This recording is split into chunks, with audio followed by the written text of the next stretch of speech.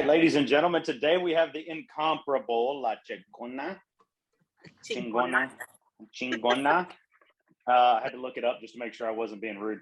I was too scared to ask my daughters. Jessica Hampton's here. Jessica Hampton's here today, and we are going to be talking about her first flip. And I thought about it the other day. I thought it was a great topic because I know Jessica's helped me, and we've partnered at least on 3 of them. And then you've helped me on, I don't even know. A lot, 20, 25, something like that.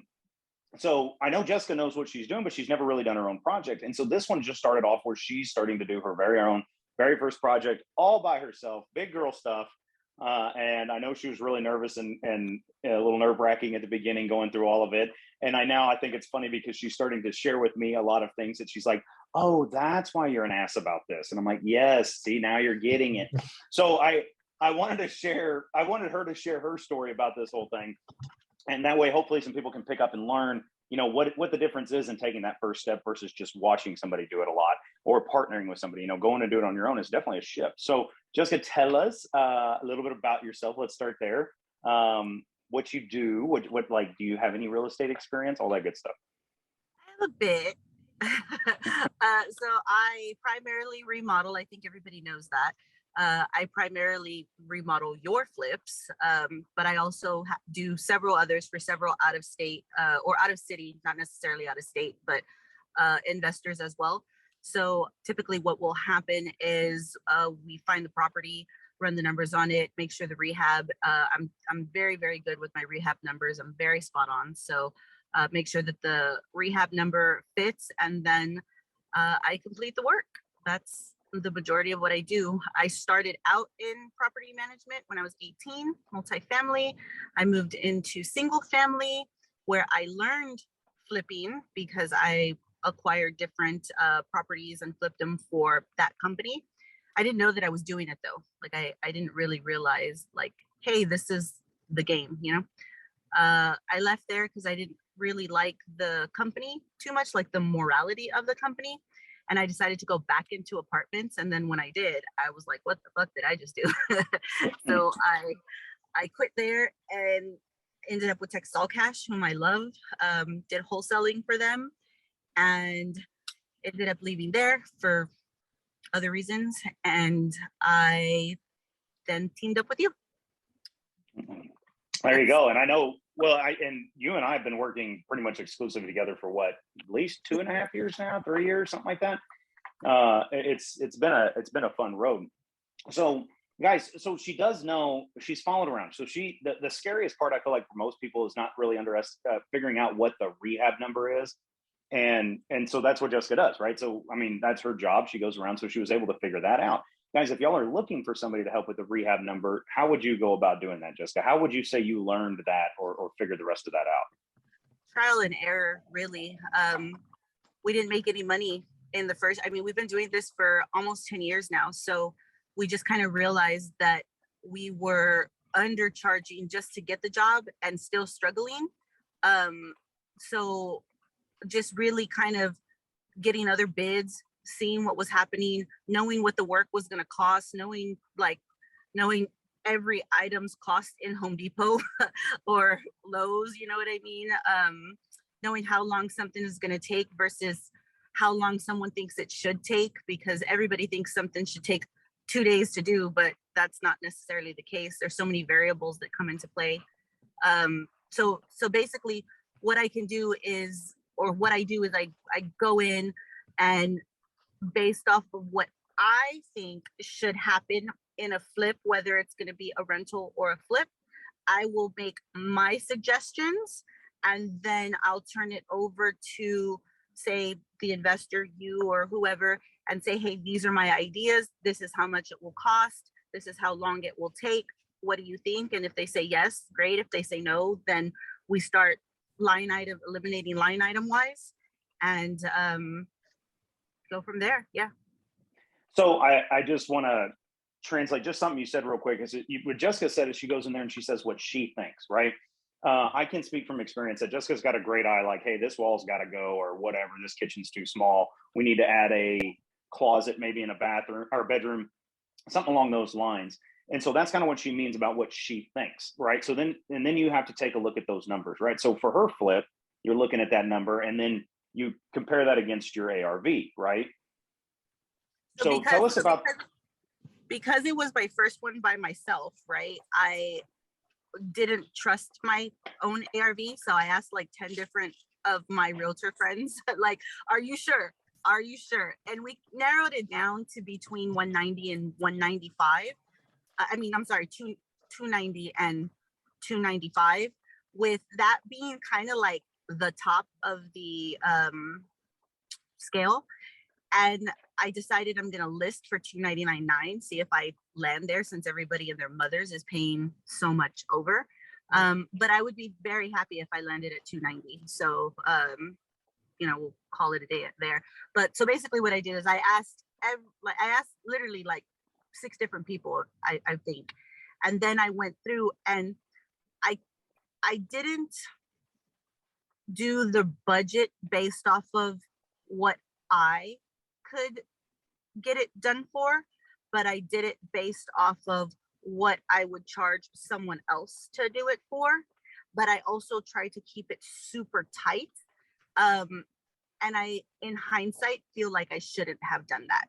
But I'm not gonna, I mean, unless something really bad happens, I don't stand to lose on this at all. But I wish I would have maybe put another $5,000 in there just in case, like what happened with my grant. Were your evaluations compared to everyone else evaluations? Where did you stand? I mean, were you pretty spot on, and you just needed their support to say, yeah. that was good? Basically, Yeah. I asked Colin first. I said, what do you think about this? Do you think I'm right? And he's like, yeah, I think you can push it a little bit. One of my other, the guy that I used to do the investing for, I asked him and he said, no, I think that's a little bit high, but he was the only one that said that he thought it was a little bit high. And he is a very shisty person. So I thought, okay. So, and he just thought a little high, by a couple grand. So in my thought process with everything that's happening right now, I've walked a lot of new builds, and a lot of new builds are doing like basic, fixtures and plastic surrounds and level 1 granite, if that, the $24.99 faucets, no light fixtures. So I just felt like if I did a very low end, higher end, then that I really couldn't go wrong with it. And I factored all of that into my budget. And ultimately what happened was, when my hard money lender was like, oh yeah, like he didn't even question it. He was just like, yeah, good deal. There you go. I was like, bet. Okay. So it solidified it for me. Because ultimately they're the ones that have to, they have the risk. So yeah, let me back you up just a little bit. So how did you find this property? Everybody's looking for investments right now. That is the number one thing I tell everybody. I was like, hey, look, it's tough to find a deal, much less one that you really want to cut your teeth on, right? Because you want to make sure you have enough in there so you don't screw it up, and and just run away with your tail between your legs. How'd you find the deal? How'd you negotiate it? All that good stuff. I manifested it. So I've been doing this for everyone else for a very long time because I didn't have the money myself. I didn't save the money. When I started making money, I started spending money. So I just kind of figured, I know what I'm doing. It's about time to buckle down, right? So we saved an amount of money and figured it would be enough. So when we had that money, my husband. How much was that? I saved $30,000. Okay. So when we realized we had the money, we weren't touching it, we were moving on life without touching that money, we knew it was there to be able to give away, right? Or not give away, but invest. To make work. So what ultimately happened is it sat there for like 6 months. And my husband basically yelled at me and was like, why haven't you found one? And what I told him was, it's so hard. Like, you really don't understand how hard it is to pick up something as good. I don't want to pick up something that's a super slim deal just because we can, like I would rather try and wait. So I gave myself 90 days into 2022 And when I say I manifested it, it literally fell in my lap. It was a referral from a realtor that happens to be a friend of mine. And she's like, hey, do you want this? And I went to go look at it and I offered 65% and they considered it. And, but she couldn't get out of it making, making any money for her pocket. Like she ran the numbers and everything like that. And to pay the realtor and all that good stuff, like she couldn't do it. And it was off market, but the referral agent still had to be paid. So I went up to 75% and I told her, I'll come up this much, but I won't pay your realtor fees or anything like that. Like I'll pay closing as normal, but I can't So expend that extra. yeah, it's really smart what she did, and I'm going to hit on why. But I want you to tell everybody what do you mean when you said 65, 75%? What did you mean by that? Because I think that is important. So when you look at your ARV, what your house is worth, right? At the end, when it's all said and done and pretty, we said that the ARV was about 290. So what I do is I then take 290 and I multiply it by 0.75% or 0.65, and then I subtract how much I think the rehab will cost. And at this point, I really thought that I could get out of it with about 30 grand. And I thought I would be out of it within 4 to 6 weeks. So that offer was somewhere like 160 something or something like that. I don't know. Yeah, 60. Yeah. Well, I mean, we'll let everybody at home do their own math. Yeah. But I ended up picking it up for 175 is what I picked it up for. So here's the brilliance of what she just did. And it's called anchoring, which is a really nice way to do something, especially if you're first to the table. So anchoring, especially in price negotiations, means giving them a low number to kind of expect.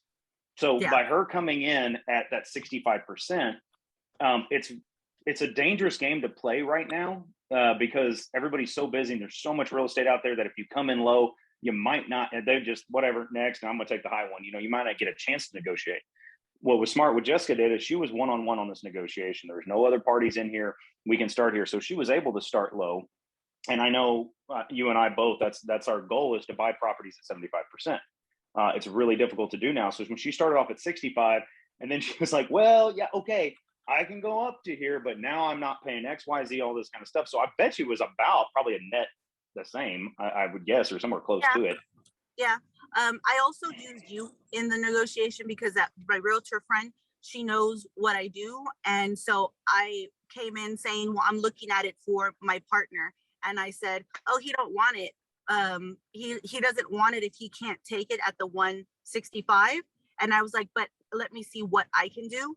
So I went in and said, hey, I can take it and I can pay a little bit more because I do my own work. So because I didn't want for the realtor to then think that I was trying to do something, you know what I mean? Like we both knew what the value was. She may not know what it takes for the work, but I still didn't want to feel like I was taking advantage of anyone. And I knew that I could go higher. So I just did. And I knew that no one else was at the negotiation table. I knew I wasn't fighting anybody. I knew it was a good house, a good deal. There's no foundation. The roof was 5 years old. HVAC was 3 years old, like cake. So. Gotcha. So I'm going to recap just to make sure we're on the same page. You got about 30 grand in the bank. You found a property that you negotiated for 175 and you needed 30 grand worth of work. So we're going to be into it right at 205. And then we're going to sell it for somewhere around that 295, 300 mark. Correct. So that's where we're at so far. So $30,000 will not buy a $175,000 house. How did you find the other $145,000? So I just went to a hard money lender, and I went to your hard money lender, which was always the game for me. I always said that I would work my ass off for someone else to ride their coattail, basically. Like I do all your work, and it so happens that your hard money lender basically was like, oh, I see all your work. Yeah, cool. And it just happened like that. So, I mean, obviously I'm paying higher in interest and whatnot because it is my first deal, which I anticipated regardless. I didn't try to negotiate down, like charge me 1 point or anything like that. I'm doing 3 points at 12%, like normal for first timers. So I figure when I get like my next one down, then after that, I'll say, okay, I need less money or go to someone else because I'll have it under my belt. Yeah. Not to say what you did was brilliant, but it's the exact same thing I did. Yeah. So it's exact, and it's the same thing Oscar's doing. I know for a fact. Like it's so simple because I followed Eric around all day long, right? I knew every single thing that he had done, everything that was going on. I know Oscar's done the same. Jessica, you were following me around, doing the work, seeing all this stuff. And that's exactly what we do, guys. You have to borrow credibility to start with. And you don't have any credibility if you're just going straight off the street. Now, there's a lot of lenders that you don't really need to do that, but you do get a lot of an easier ride. So who she's talking about is Texas Quest. I know it's Daniel. And he's definitely one of the few hard money guys that will listen, as opposed to just looking at you on paper, right? So, how many deals have you done? Well, technically none, right? And by the way, I do use other hard money guys that sometimes are a little bit cheaper and all this, but I will tell you my experience is if you want to get those low interest rates, like the deal I'm closing tomorrow, I think I'm paying 1.5 points and 8.9%. So I saved myself a lot of money. By the way, guys, points are your initial charge. So if she's going to borrow $200,000, 1 point is 2,000, 2 points is 4, so on and so forth, right? It's one-time interest charge, basically. So they call it a point. And then the other number is the interest rate that you're paying on the. So I'm saving some money, but in order for me to do that, I had to literally show them HUDs with my company's name, my name, for all these deals that I did before they realized I was legit. So if you don't have those guys, borrow the credibility you can. Yeah. Right. Follow Colin around, follow Jessica around, follow Eric, you know what I mean? Get some stuff in there. And then because I was around Eric so often, Daniel knew who I was. And now he's like, oh, I see you're with Eric. And same thing with Jessica. She's been around so long. Daniel's seen, when I borrow the money, he goes and inspects it. He's like, oh, who did this? Ta-da, it's Jessica. And guys, it doesn't mean that I didn't swing a hammer. Jessica swings hammers. Well, not her technically, but it's two different ways. What? I have pink tools, thank you. Oh yeah, pink toolbox, yeah. Very tough, very tough. So that's a right one. So we go to Daniel, we borrow the money, okay? I'm assuming he had you put 10% down, is that correct, of the purchase price? No, it was 20%. Okay, so you're buying it for 175, so that's 17 and 17 is $35,000, right? Is that what you had to put down? Because that seems high. Because you only had 30. No, sorry. I had to put $23,000 down. So maybe that's 10%. I don't know. So it's 10. So you're paying 10%. And then did you pay for insurance at closing? Yes. That's what okay. So 10% insurance, all your closing charges, BS, processing fee, transaction fees, all that kind of stuff adds up. And then plus your point, right? So you got the 10% plus your points, plus all that other crap at closing. So she had to write a check for $23,000. So she's got $7,000 left over. All right. And that's really important. I see a lot of guys that'll go buy a house and they've got $30,000 and they will write a check for $29,962. But then you're kind of dead in the water. Jessica, do you want to explain why? Well, because sometimes your granite person puts in crappy granite. And so what just happened? So for variables, for things that just pop up, you have to pay your trades and your workers up front. Then you have to request draw for that money to reimburse yourself. So you need money in hand to be able to support what you're doing. In my case, because I have so many other projects happening, I have income coming in from other areas that help me through this.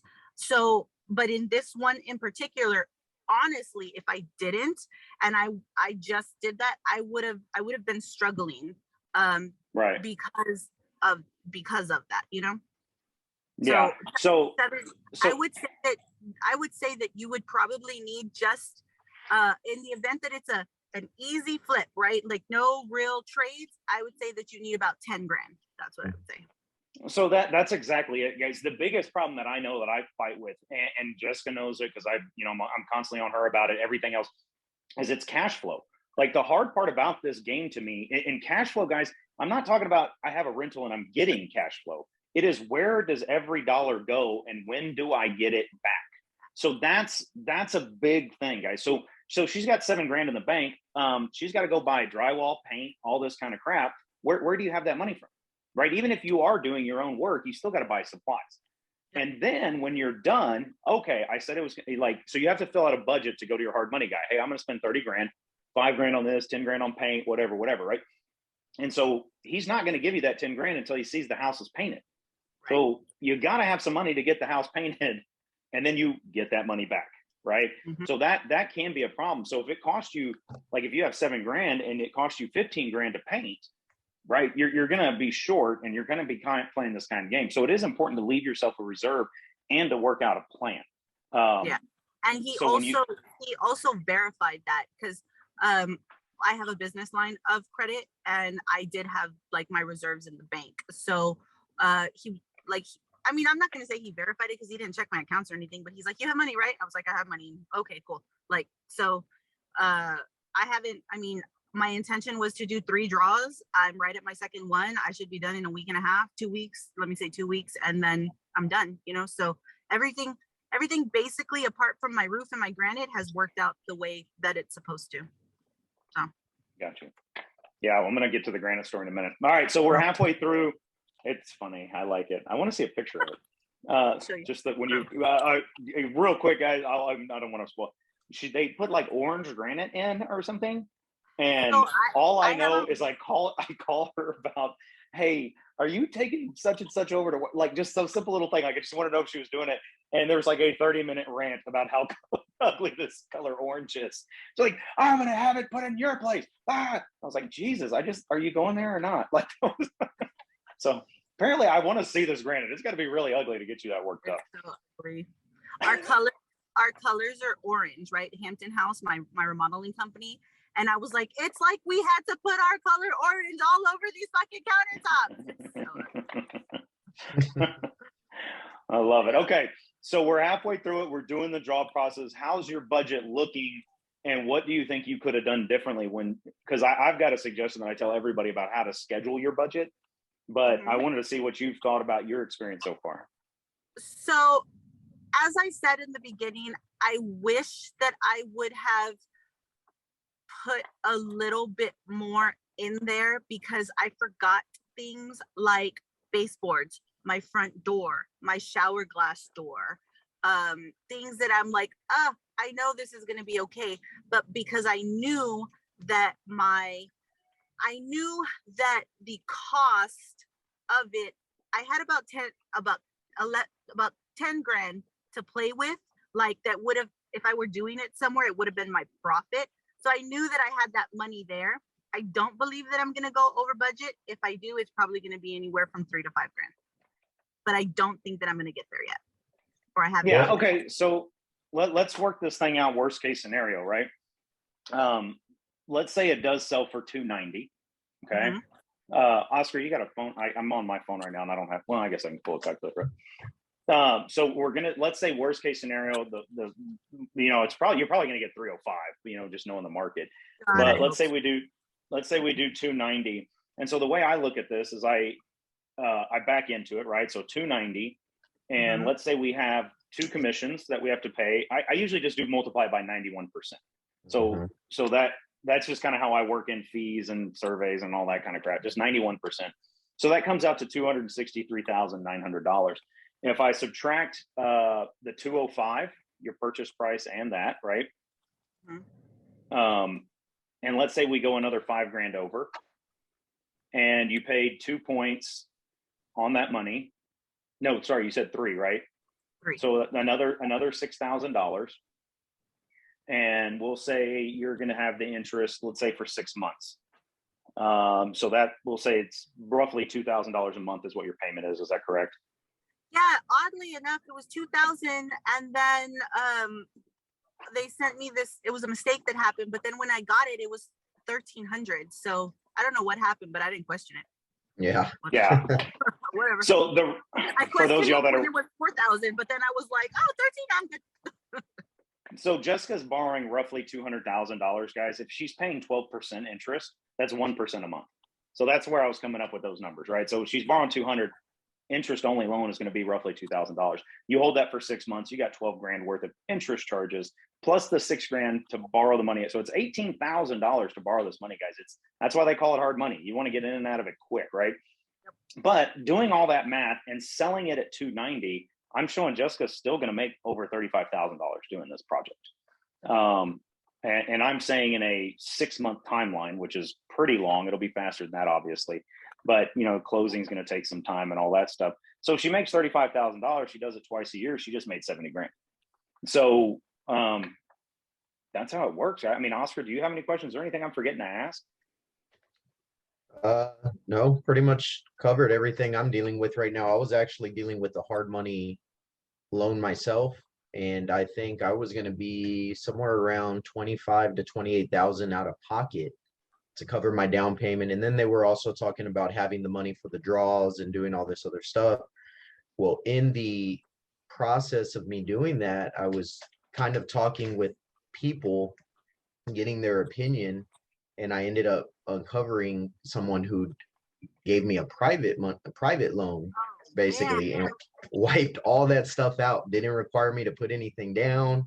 They're not charging me monthly. Now, of course, it's got to get paid back when the loan's done, but as far as monthly, they went ahead and waived the fees and everything. So I'm just very thankful. But you gotta share that info, man.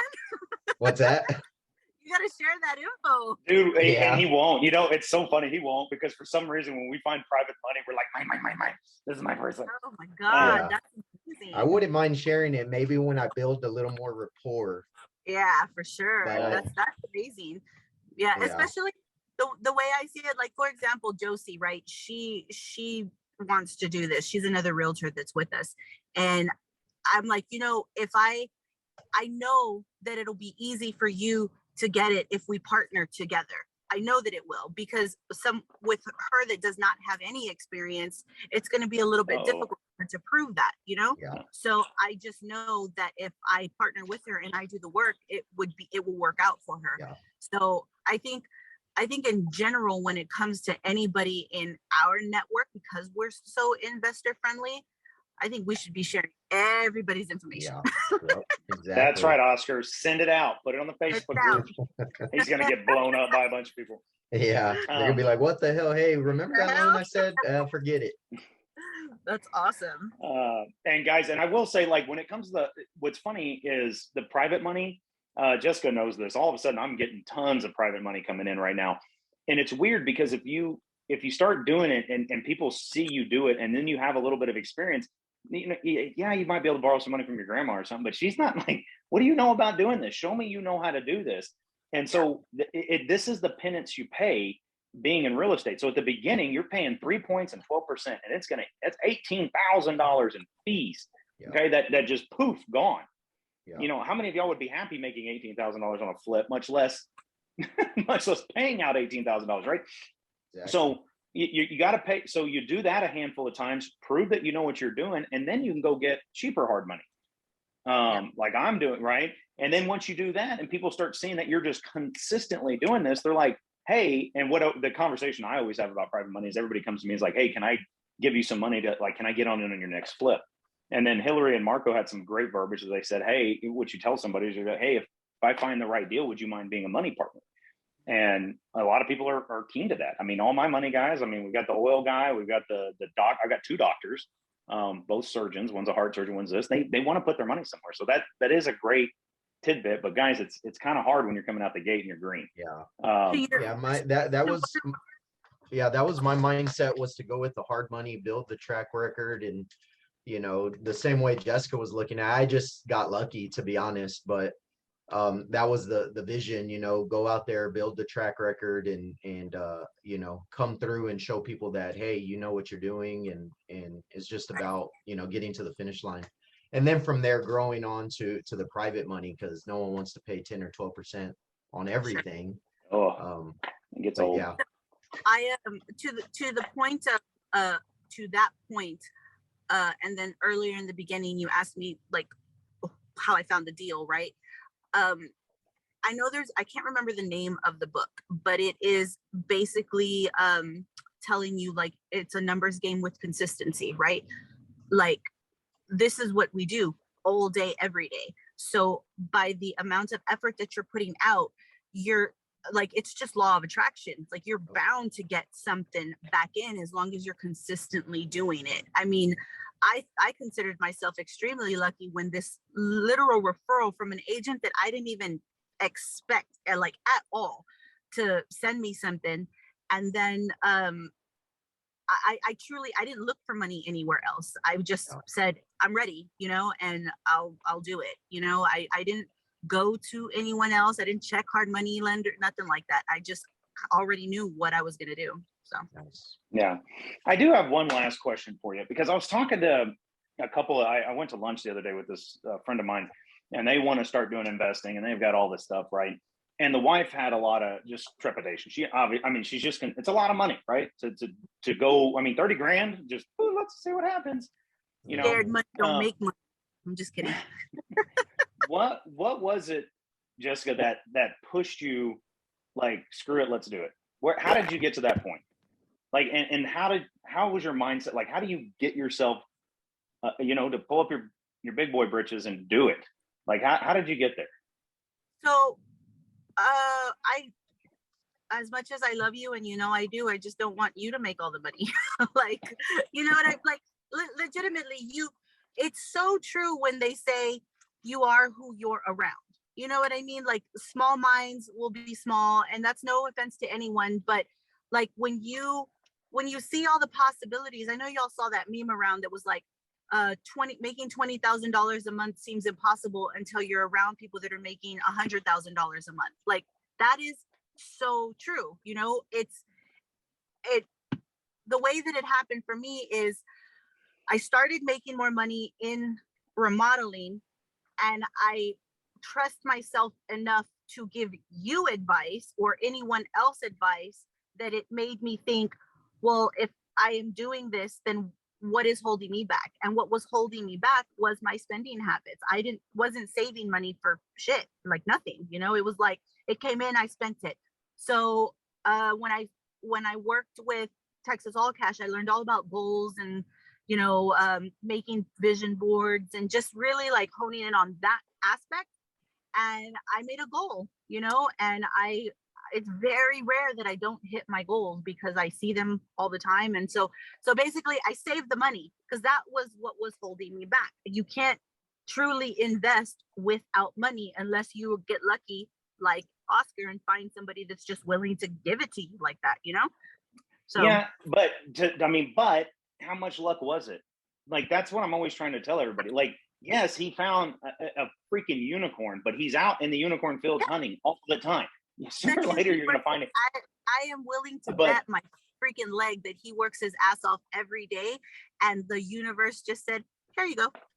Yep. Because Yeah. that's what happens. Speaking of sayings, there's another one. It's like opportunity knocks often, but it's got to find you working. Like, you can't just sit around. And what I think is hysterical is that Oscar was ready to do this. Like, so many people, you get on all these websites and all this stuff, and you hear all these gurus, I bought this house for nothing down. I've done that exactly one time.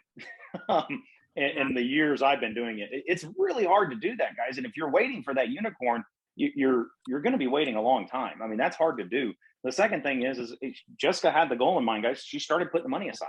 It's way easier to do this if you have money. We don't have any money right now. You might in 2 years if you start doing something about it, other than just talking and watching videos and telling everybody how you're going to be a big investor one day. You got to have some money to invest. So that, guys, you got to save some money somewhere.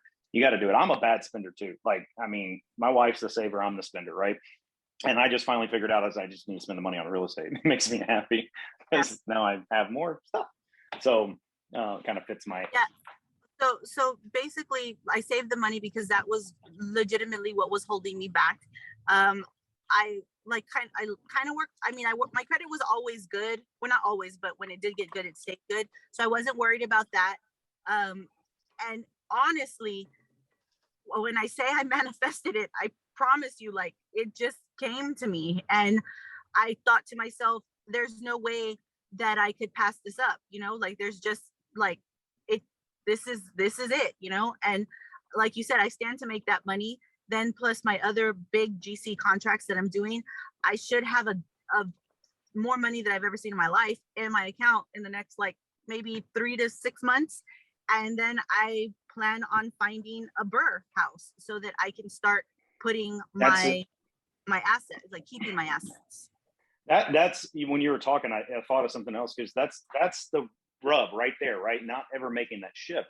So yes, Jessica made $35,000, right? If this thing goes down the way I said a minute ago, and say you make 35 grand. Well, guys, she's making 35 plus her 23 back, right? Mhm. So now she's got 58 grand versus her original 30, right? Or whatever it is. I guess you'd be a little bit higher, especially you're down a little bit because you went over budget, but whatever. So now you've got that, and she's exactly right. You take that money and you buy something that you can hold on to. Like, making money is great. And guys, I've done a lot of flips because I needed to create revenue. I needed more cash for that cash flow issue. Now that I've got the cash, we go around and we start buying things to hold, because to be wealthy, it's what you hold, it's what you control. And if you're just making $300,000 a year flipping houses, but you're spending $300,000 a year, you're no better off than the bum on the street. You just have nicer clothes. I mean, you're still just broke. Yep. And if you're spending $300,000 a year, you're a sneeze away from something going terribly wrong. Yeah. So when I started at Texas All Cash and I learned about like all the goals and whatnot, I made a goal that within 5 years I wanted to have 5 doors, right? But it wasn't until 3 years in that I was like, oh, well, I guess I got to save money. So ultimately, by the end of next year, like, it's a hard goal for me. I should have at least 5 doors. So I know that I can, like, once I sell this flip, I know that I can purchase one. And I'm not, remember my question in the investors group, like, how do you know what you're, like, if you're buying a good buy and hold? Well, if you're not worried about cash flow, which I'm really not worried about cash flow, like, I just want the rent to pay the mortgage, like, I don't care to have anything extra, because I know, being like well versed in property management, that I'm going to increase that rent by 5% every year. So I mean, I've never in all my years since I was 18, I'm 37 now, has rent ever gone down. So yeah. Yep. Well, I love it, but yeah, that's perfect. So I mean, Oscar, any more questions? I mean, I think it's a beautifully simple deal that and it's just going forward. And guys, and the other thing I was just thinking of earlier, if you don't know what you're looking at on the budget, that's why you're with White Line. Okay. There are Oscars and Jessicas and Collins and Erics and Josie's. And I mean, there's 100 people that'll come look at something for you. So don't get in a deal, because, and the other thing, like, you can't, Jessica losing all 30 of her $1,000 is probably pretty low. She may lose 10 of it. You know what I mean? Let's say the price just doesn't sell where it is. But that's the nice thing about real estate investing, is you're leveraged. So you don't really, losing all of it's going to be tough. I mean, the house is not going to ever be worth zero. So that's the nice thing about it. But you got to make sure you're smart, because if you lose $10,000 a pop, you're going to be out of the business quick. Yep. So make sure you know your stuff, and that's what we're here for. So, well, Jessica, thank you so much. I know you got a meeting at 1:00. Oh yeah. So, I forgot. Thank you. All right, guys, y'all have a great day. Thank you, Jessica, so much. No problem. Bye. Thank you guys. Bye.